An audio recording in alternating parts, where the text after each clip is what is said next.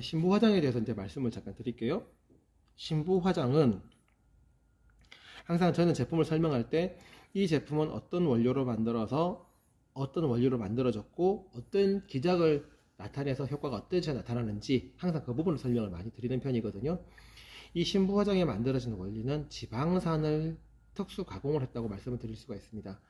이게 뭐냐면은 이제 열대 과일의 속살들이 있어요. 이제 열대 과일 속살들을 가지고 와서 효소로 지방을 분해를 하게 됩니다. 그 지방을 분해를 하게 되면 거기서 지방산이 나오게 되는데 여기에서 나타나는 물질들이 특이한 물질이 몇 가지가 나타나게 됩니다. 첫 번째, 당도는 어떤 기전이라 올리게 되냐면은 과일에는 고유의 자당을 가지고 있거든요. 이 자당이 과당으로 어떻게 넘어가느냐, 여기에서 굉장히 중요한 역할을 하는 게 이노시톨이라고 하는 성분들이 굉장히 중요한 역할을 하게 돼요. 신부 화장에는 그 지방산을 가공하는 과정 중에 이노시톨 함량이 굉장히 높게 나오게 되는데 이것이 과당에서 자당에서 과당으로 넘어갈 수 있는, 이런 당을 축적할 수 있는 그런 형태의 개념이고요.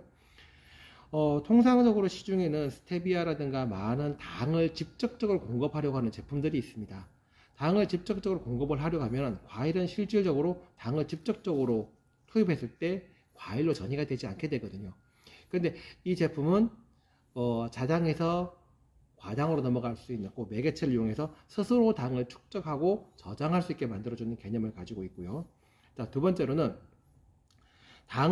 인위적으로 당을 공급하게 되면 조직이 물러지는 현상이 나타나게 됩니다. 그래서 저장성이라든가 장기 보관성이 떨어지게 되는데 신부 화장은 지방산으로 만들어져 있습니다. 지방산은 세포 조직을 구성하는 중요한 물질이다 보니까 어떻게 되냐면은 과일의 탄력성이 굉장히 좋아지게 됩니다. 탄성이 좋아지게 돼요. 자, 그러면 제가 고무 풍선을 많이 예를 들어서 이제 풍선을 설명을 많이 드리는데, 자, 일반 문방구에 파는 풍선을 바람을 힘껏 불었다가 바람을 쭉 빼면 이미 쭈글쭈글하게 다 쭈그러들어 있죠. 자, 반대로 다른 고무장갑 같은 경우는 풍선 참 불기는 힘들지만 고무장갑으로 풍선을 크게 불었어요. 그러면 바람이 빠져도 고무장갑의 탄성은 그대로 유지가 됩니다. 이 말은 세포 조직을 얼마나 두껍게 유지할 수 있느냐가 굉장히 중요한 포인트가 되는데, 신부 화장은 이 세포 조직을 두껍게 만들어주는 기본적인 역할을 가지고 가게 됩니다. 저게 지방산이 하는 역할이고요.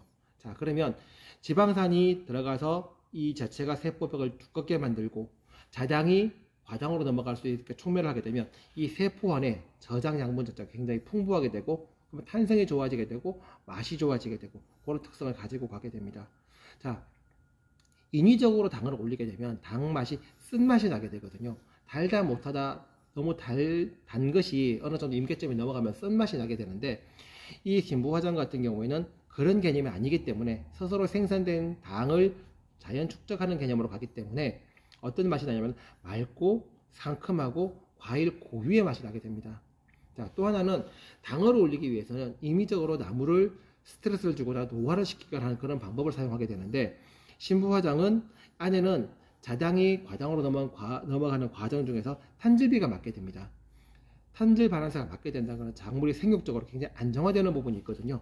그래서 그 모든 부분에서도 어떻게 보면 신부 화장이 자연적으로 당을 올리게 되고, 그 다음에 향을 좋게 하고 색을 좋게 하는 그런 기본적인 메커니즘을 가지고 있습니다. 그 다음에 또 하나는 요건 좀 깊은 부분에 대해서 말씀을 드리면, 착색의 원리는 이 제품 자체에 과일에는 각기 호르몬이 다들 존재를 해요. 특정 호르몬이 존재를 하게 되는데, 이것은 뭐냐면 에틸렌 호르몬을 정폭시켜주는 역할을 하게 됩니다. 호르몬이 들어가 있어서 정폭시켜주는 개념이 아니고, 여기는 성분 자체가 체내에 있는 특정 호르몬 성분을 정폭을 시켜주게 됩니다. 그래서 착색기에 살포를 하게 되면 착색이 맑아지는 개념이 가게 되고요. 그 다음에 개화기에 살포를 하게 되면 꽃이 잘 오게 하는 유도를 하는 물질을 스스로 생성하게끔 도와주게 됩니다. 사람으로 치면 면역력을 증가시키는 개념과 굉장히 비슷한데, 우리가 건강하기 위해서 운동을 하거나 면역력을 증강시키게 되면 웬만큼 병이 와도 스스로 치료하고 자연 치유를 하지 않습니까? 신부 화장 같은 경우는 그런 자연의 치유력, 회복력 이런 것을 이용해서 스스로 당을 올리고 저장성을 좋게 하고 향을 좋게 하는 그런 특성을 가진 제품입니다.